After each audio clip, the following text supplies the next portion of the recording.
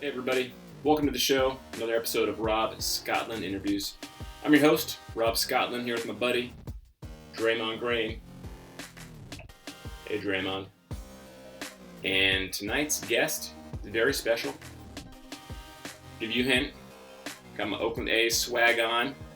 Hey yo, before we get to the guest, got a musical guest, one Rafe Wadleigh. Take it away, Rafe.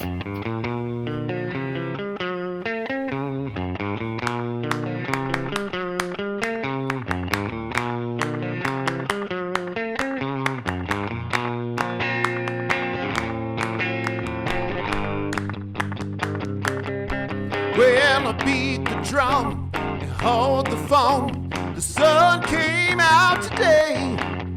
Well, we're born again. There's new grass on the field. Around the third and headed for home. It's a brown-eyed handsome man. Anyone can understand the way I feel. Oh, put me in, coach. I'm ready to play today. I said, put me in, coach. I'm ready to play today.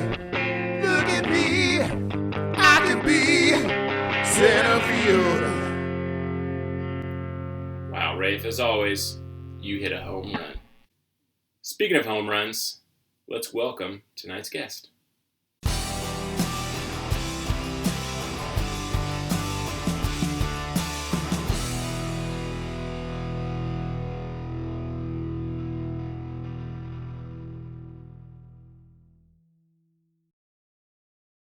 All right, well, Nate, again, Nate Mondou, thank you so much for being here.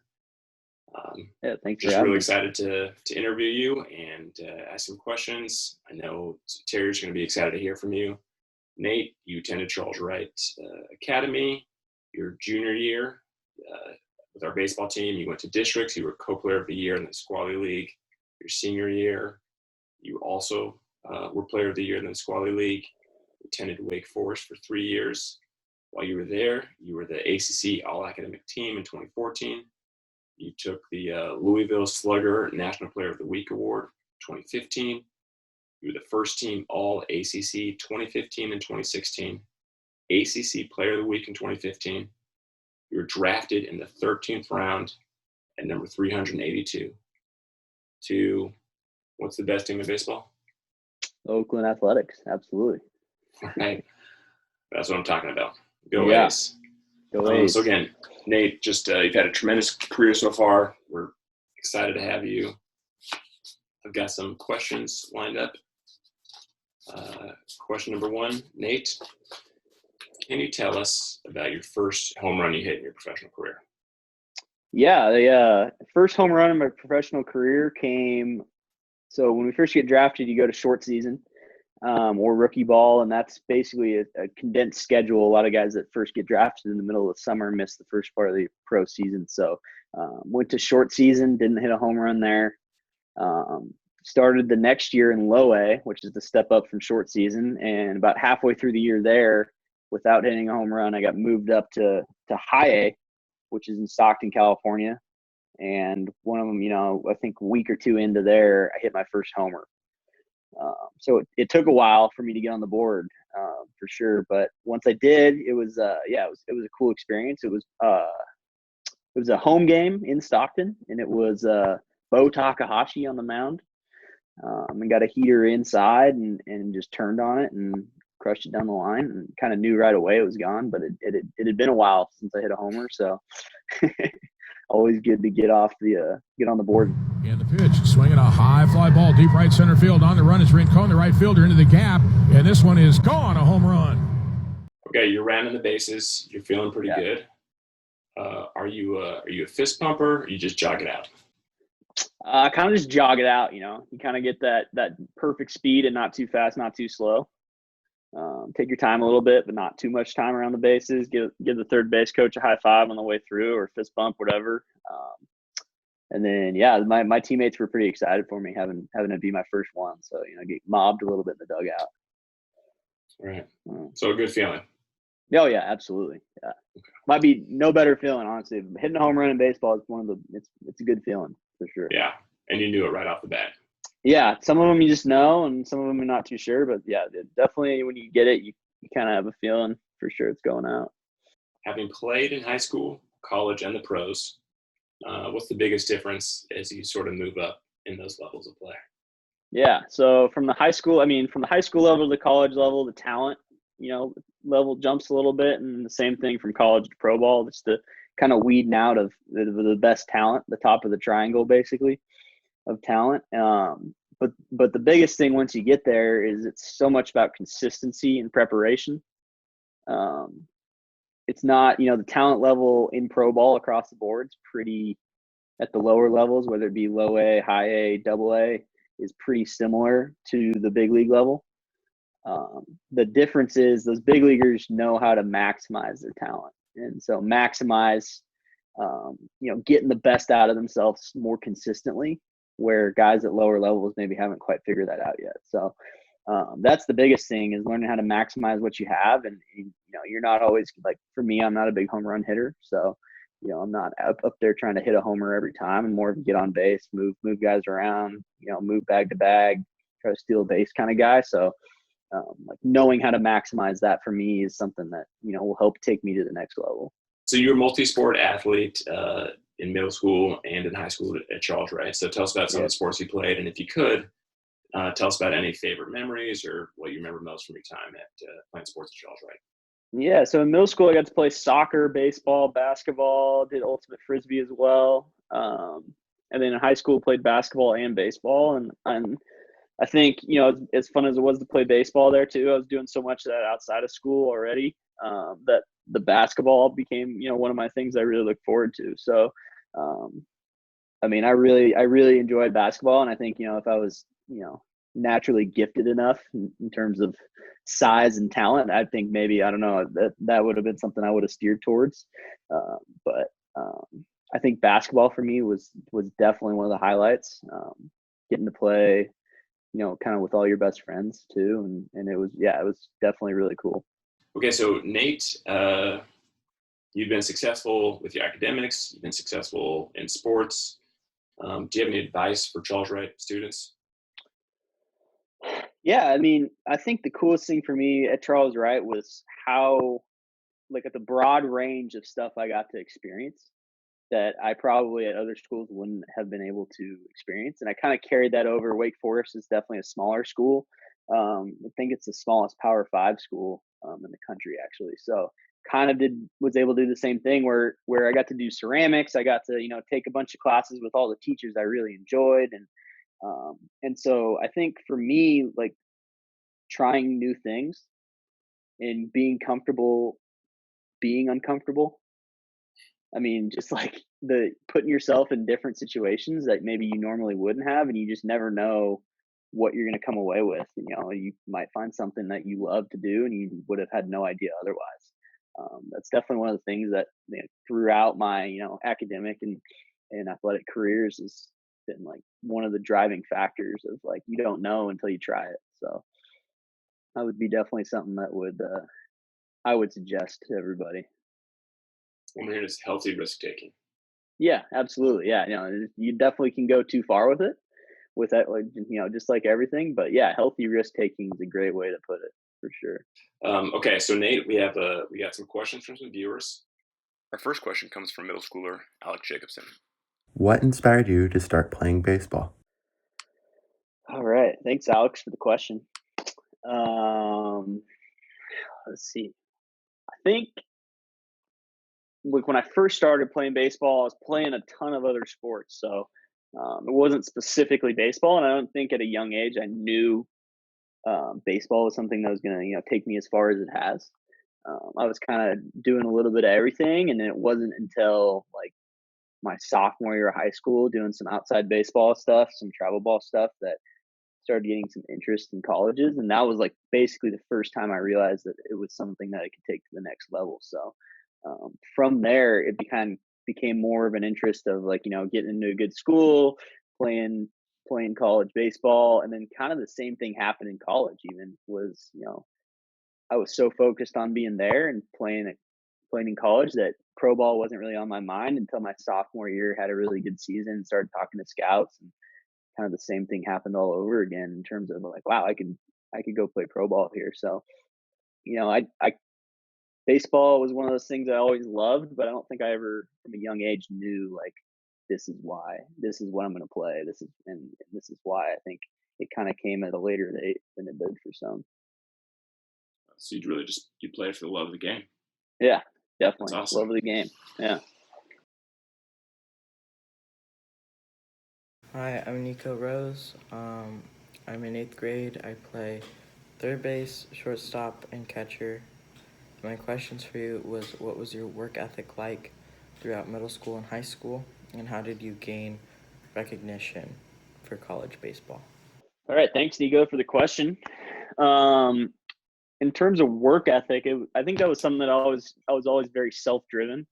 Whether it came to baseball or any sort of sport or academics. Like I was always a guy that kind of like wanted to get my work done and enjoyed like going through the process of getting work done. So for me, like it was always like I would come home and I'd try to prioritize stuff first, where it was like I'd get the most important stuff done first, or maybe the stuff that I struggled with the most, whether it be homework or like a certain skill set in baseball. And then from there, I knew like what I was really good at, and like on stuff that you're really good at, especially for me, it wasn't always like I needed to spend a whole lot of time with it. It's like I already knew what I needed to do, like the work I needed to do, whether it be like a certain aspect of hitting or like a certain subject in school. It was like I know I can go in there and knock that out. I know exactly what I need to do to get it done, and it won't be a struggle for me. So for me, it was really about like spending a little bit more time with the stuff that I knew wasn't my best. And that's the stuff I spent more time on and wanted to get better. And so the drive, I think, was the biggest thing for me, that drive to make that part, that my weakness, maybe one of my strengths. Towards the right side to his left is Mondou, the second baseman fields, throws to first for the out. It was one of those things. I played a whole lot of travel ball. So I played a whole bunch of tournaments and stuff down in Arizona, a lot of perfect game events, a lot of USA baseball stuff. Played with some like kind of like all-star type teams out of the Northwest that we would put a couple of different teams into one and go compete nationally.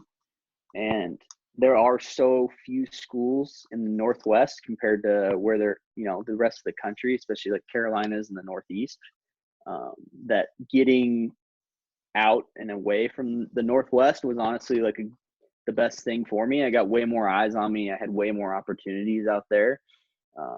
I originally wanted to play on the West Coast, go to school on the West Coast, play in the West Coast, but realized pretty quickly that I would have probably a way better opportunity out east somewhere. So opening my horizons was the biggest thing, because there's only three Division I schools, 4 Division I schools in Washington.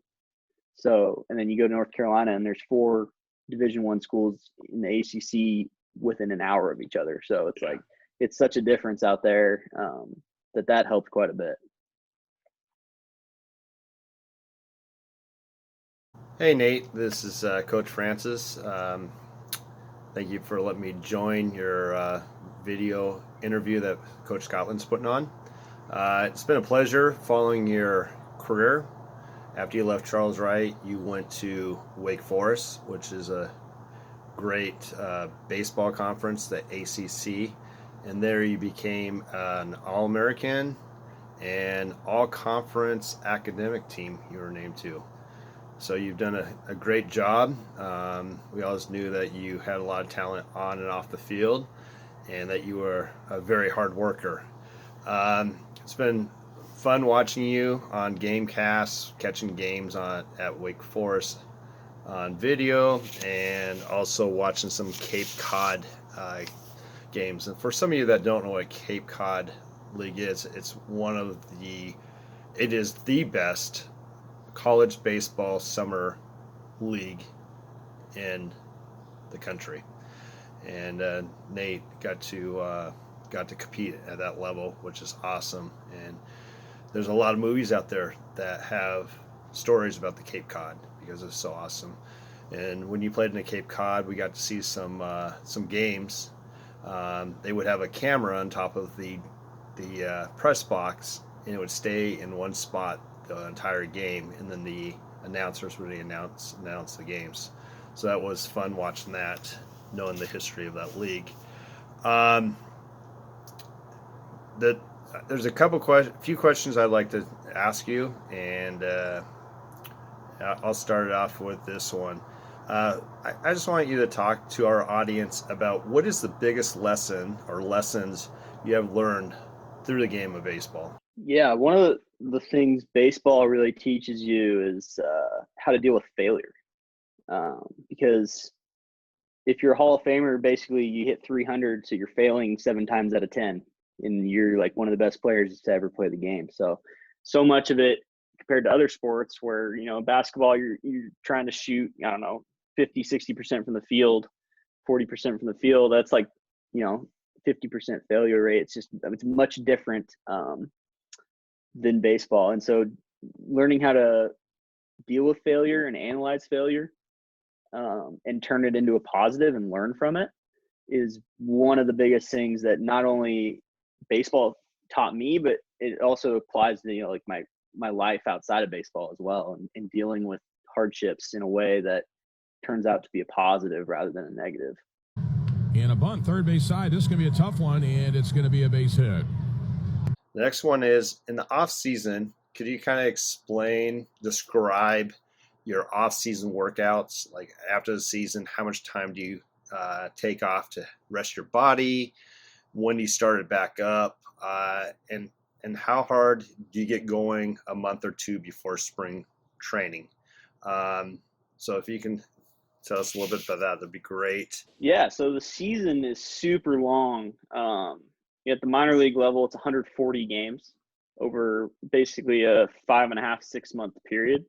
So there's not a ton of off days built in, and spring training happens even before that. So that's another 1.5, 2 months of kind of workouts and games before that too. So come off season time, which is usually sometime middle of September, the body's pretty worn out. Mentally, you're pretty worn out. So take about a month from the middle of September toward October to really just kind of reset and do a lot of fishing and hanging out at home and enjoying family time, because you do miss a whole lot of time with the family being away for so long. So about a month off, and then it's straight back into workouts, physical workouts, so lifting weights and that kind of stuff. And that's 5 days a week usually, with a couple days off in between, do some conditioning as well. And then baseball activities kind of join that in come more October-ish, November-ish, depending on how the season went and what you're trying to do in the off season. So yeah, it's an everyday thing, even when you're not playing games. It becomes, working out every day, which is usually an hour or 2 hours, and then going in and hitting, which is another hour, 2 hours, and then doing your fielding and throwing after that as well. So even in the off season, technically, not at the field all day long. You're still at the facility. For me, it's indoors because of the weather, but still there all day long and putting in the work for sure. I know your parents have been very, very big supporters through your baseball career, and that's from youth baseball all the way through your professional career. And can you just describe how important that's been, from going to showcases, flying around the country when you were younger, just going to these big showcases? And then there's a rumor on social media, I heard about this, that you have another big supporter coming in. Can you describe what might be happening in your life within the next year or so, or maybe 2 years? I'm not sure. Your biggest fan, I think you would call her Abby. Yeah. So my parents have been, one of those driving forces behind my success across academic and athletic careers here. They've been super supportive of whatever, within reason I've been, really interested in. And so they were always someone, who's really pushing me to be my best. And but also gave me the opportunity to put myself in situations to become the person I am today. So, I mean, I can't thank them enough, and their continued support right now. I mean, it's, never ending kind of thing. So, just constantly grateful to have that support group. And, my dad texts me after every single game still. So, it's just something that, you look forward to, good or bad, that you always have that constant rock behind you. And my mom and dad have both been that. And then, like I got engaged this off season to Abby. We started dating sophomore year of high school. So it's been over 10 years now since we've known each other. And she went to Bellarmine, so close by. And just one of those things that it's kind of the same thing where she's, I've been away for long periods of times from her, but she's always been super supportive of, of what I'm doing, and hasn't, given me an ultimatum about anything, and is kind of letting me live out my dream while she's at home. And she's been absolutely awesome, and I can't thank her enough either for putting up with all the travel and all the long time away, and how tough that can be on a relationship. But it's been awesome, and no regrets so far. Nate, keep up the good work, and hopefully you guys get back to playing here soon. And man, you've done an awesome job. You're always working hard. You're the one person, when I talk about someone thinking about an extra base, getting out of the box, you're the person. If you hit a double, you thought it was a triple. If you hit a single, you thought it was a double. And that's the way you played the game, hustling everything out, on and off the field. And I know I heard one of your coaches in the in the Oakland system say, sometimes he would have to worry about some of the players for not, being in the right spots or right places at the right time, maybe not like curfews and stuff. But they said, when it comes to Nate Mondou, we never have to worry about what he's doing or where he's at. And that's a big testament. So nice job. Keep up the great work, and have a great season. Yeah. Thanks, T-Fran, for, the questions and all the kind words, and for all the support over these years. Kind of grown up with you in my athletic life, and it's continued where it is now. So thank you very much for everything you've done for not only me, but everyone else that's been at Charles Wright over the last many years. So thank you.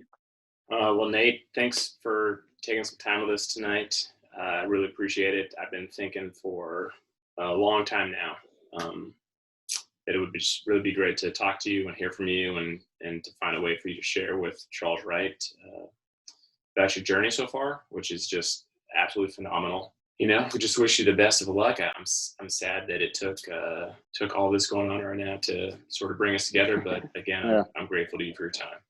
Yeah, well, thank you very much for having me. It's great catching up, and hopefully do it again soon rather than later. Okay, let's go A's. Yeah, go A's. Okay.